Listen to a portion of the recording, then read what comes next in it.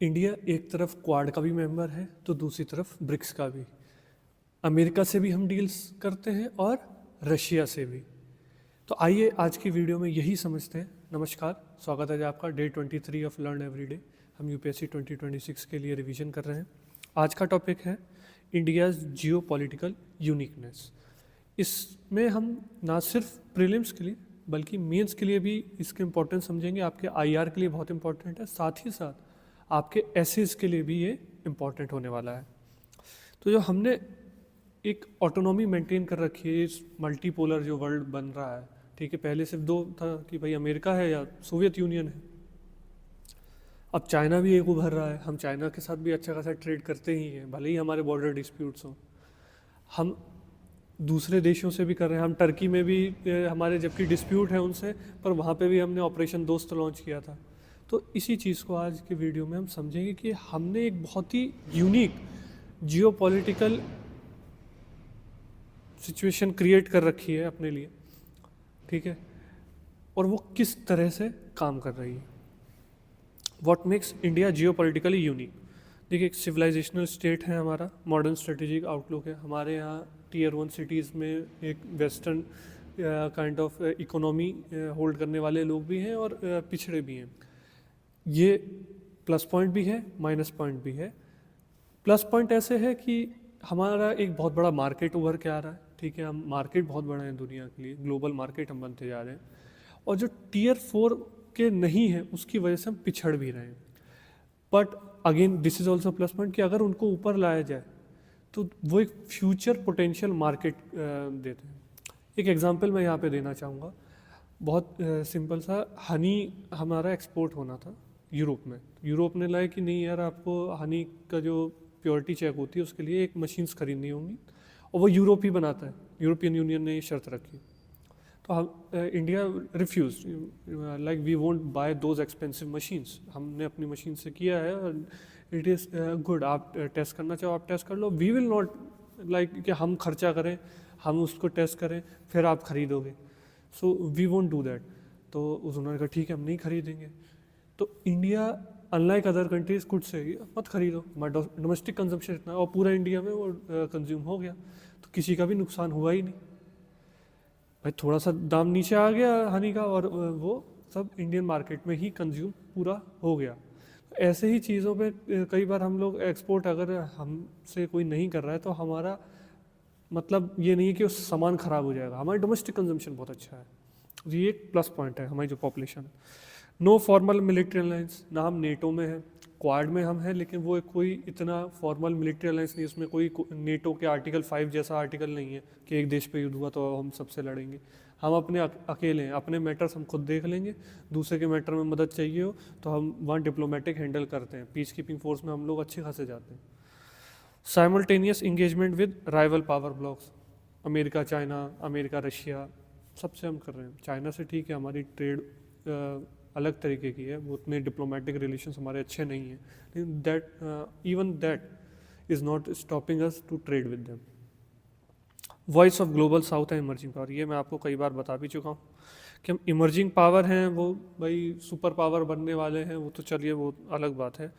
Global south के हम leader बन के आ रहे हैं, क्योंकि इंडिया की पॉलिसी क्या रही है भाई, वसुधैव कुटुंबकम, the whole world is a family.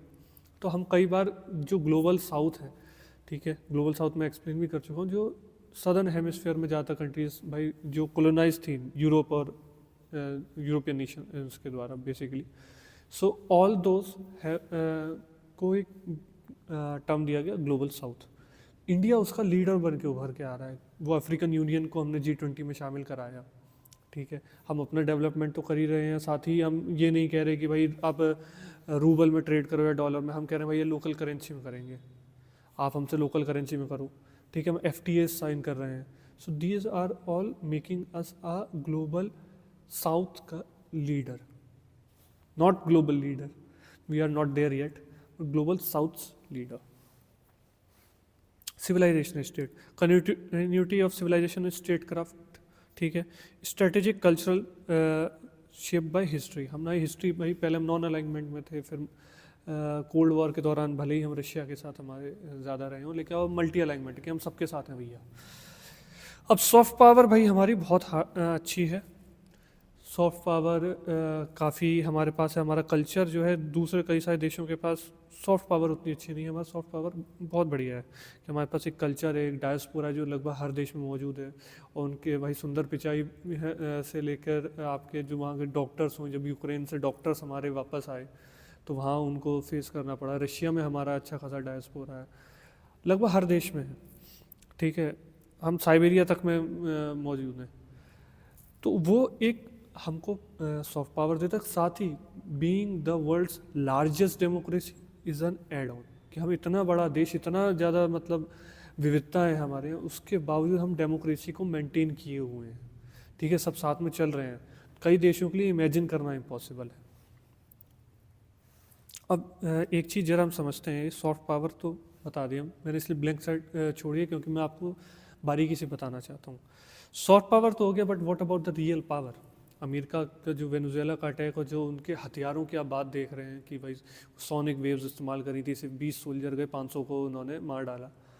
And the weapons that they used, that is, ऐसा नहीं है कि हमारे कमांडोज उससे कम है, बल्कि ज़्यादा ही है। वो यहाँ पे ट्रेनिंग करने आते हैं जो अमेरिकन कमांडोज हैं, ठीक है। माउंटेन वॉरफेयर और जंगल वॉरफेयर में we are the number 1। Desert में भी हैं, वो बस उतना एक्सपीरियंस नहीं है अफगानिस्तान या ऐसी जगहों पे, इसलिए अकॉर्डिंग टू फॉरेन नेशंस वो मानते नहीं है, लेकिन वो भी ये मानते हैं mountain warfare, jungle warfare India is number 1। But R&D के लिए पैसा नहीं है। तो अभी हम समझते हैं इंडियन इकोनॉमी को बेहतर करने के लिए क्या चाहिए। देखो, इंडिया को सुपर पावर बनाने के लिए क्या चाहिए, ठीक। पहली चीज़, इंडियन इकोनॉमी बड़ी होनी चाहिए, ठीक है। GDP हमारा बढ़ रहा है, अच्छी बात है, और बढ़ना चाहिए। अभी भी हम चाइना से बहुत दूर हैं। मैं ओवरऑल की बात कर रहा हूँ, जो नॉमिनल GDP है उसकी। पर कैपिटा भी हमारा बढ़ाना पड़ेगा, क्योंकि पर कैपिटा अपने आप में, क्योंकि भाई उनके पास पैसा ज़्यादा होगा तो वो कंजम्पशन भी ज़्यादा करेंगे, प्रोडक्शन, और फिर कंजम्पशन की डिमांड ज़्यादा होगी तो प्रोडक्शन की डिमांड भी अपने आप ज़्यादा बढ़ेगी। तो हमें किसी भी देश से, जैसे कि अभी हम जिस स्थिति में, उससे ज़्यादा बड़ी स्थिति में होंगे। अभी तो हम ये हैं कि हम किसी के आगे नहीं झुक रहे, बट हम इतना बड़े मार्केट बन सकते हैं कि दूसरे देश हमारे यहाँ झुक जाएंगे, क्योंकि उनकी अर्थव्यवस्था डगमगा जाएगी, क्योंकि इतना बड़ा मार्केट है। हाँ जी साहब, जो आप बोलो हम करने को तैयार हैं, अपना मार्केट में एक्सेस दो हमें, ये चीज़ हो सकती है। Second, we need a super polity. हमारे पॉलिटिकल सिस्टम्स बहुत मजबूत होने चाहिए। अभी करप्शन बहुत है। फॉरेन से आए या आप डोमेस्टिक अपनी कंपनी शुरू करना चाहें, आप 2 साल तक चक्कर ही लगाते रह जाएंगे। उस रेड टेपिज्म में आपकी फाइल अटक के रह जाएगी, कहीं इधर दफ्तर जाना है, कहीं उस दफ्तर जाना है, कहीं इसको पैसा खिलाना है, कहीं उसको पैसा खिलाना है। आप यही सब करते रह जाएंगे। हमारे इंस्टीट्यूशंस को और मजबूती चाहिए, ठीक है। जुडिशरी और मजबूत होना चाहिए। आपका डेमोक्रेटिक स्ट्रक्चर्स जो हैं उनको और मजबूती चाहिए। वी नीड लाइक, एक दो स्ट्रॉन्ग लीडर से काम नहीं चलेगा। We need every leader to be strong and to be focused on developing this nation, and a super military। अच्छा भैया, ऐसा है, मिलिट्री में अगर हम मिलिट्री पर्सनल की बात करें, वी आर ऑलरेडी सुपर। हम लैक करते हैं टेक्नोलॉजी में, हम लैक करते हैं R&D में, रिसर्च एंड डेवलपमेंट। जो वेपन्स दूसरे देशों के पास हैं या हम अमेरिका के पास हैं, हमारे पास नहीं है। अगर उतने वेपन्स आप इंडिया को दे दीजिए, अभी तक पूरे विश्व में शांति हो गई होती, ठीक है। और बहुत प्यार से इंडिया करता है। इंडिया कभी किसी की टेरिटरी ऑक्यूपाई नहीं करता। और जो हम पड़ोसियों से ही लड़ते रह जा रहे हैं, ठीक है। पाकिस्तान से ठीक है, हम ऑब्वियसली सुपीरियर हैं, बट पाकिस्तान, ये भी हमें समझना चाहिए, पाकिस्तान सुपीरियर टेक्नोलॉजी लेके आ जा रहा है। वो खैर पूरा अपना डिफेंस में ही सारा बजट डाल रहे हैं, बट वो लेके आ जा रहे हैं। चाइना से मांग के लाएं, चाहे कहीं से लाएं, चाइना भी अच्छी खासा मात्रा में लेके आ रहा है। हम, हालांकि उसके बावजूद हमारे पर्सनल इतने ट्रेंड हैं, इतने करेजियस हैं कि वो उनको हरा दे रहे हैं, but we lack in technology. क्योंकि जो अमेरिका ने 20 लोगों के साथ किया, वो शायद हम 2 लोगों के साथ ही कर पाएँ। लेकिन we need those technologies. So these 3 constitute what we need to make India a super power. Strategic autonomy, core principle of Indian foreign policy, कि भाई अभी इस टाइम हमारा हो गया कि भाई हम अलग रहेंगे। शुरुआत से रहा है, ये नेहरू जी के टाइम से रहा है कि भाई नॉन अलाइनमेंट, हमने पूरा शुरू करा था नॉन अलाइनमेंट मूवमेंट की, जो देश आ जाओ सब साथ में हम एक बनाते हैं कि हम किसी के साथ नहीं है, ना हम सोवियत यूनियन के साथ हैं, ना ही हम अमेरिका के साथ हैं। फ्रीडम ऑफ डिसीजन मेकिंग, सब अपना अपने हिसाब से करेंगे, हम किसी चीज़ से बंधे हुए नहीं हैं, हमारी ट्रू सेंस में सॉवरेनिटी है। Neither band wagoning nor isolation, ना ही हमने बाहर से अपने इकोनॉमी को क्लोज नहीं किया हुआ है, ना ही बिल्कुल ही एकदम ओपन कर दिया कि सभी लोग आ जाएं। तो हमने बहुत ही प्रॉपर रखा है कि आप भाई डोमेस्टिक भी अपना कंजप्शन हो रहा है, डोमेस्टिक भी प्रोडक्शन हो रहा है, फॉरेन से भी आप सामान ला के बेचो, कोई ऐसी रोक नहीं है। आप जो है स्टेट के भी हैं, मतलब private and public both companies are available in Indian market.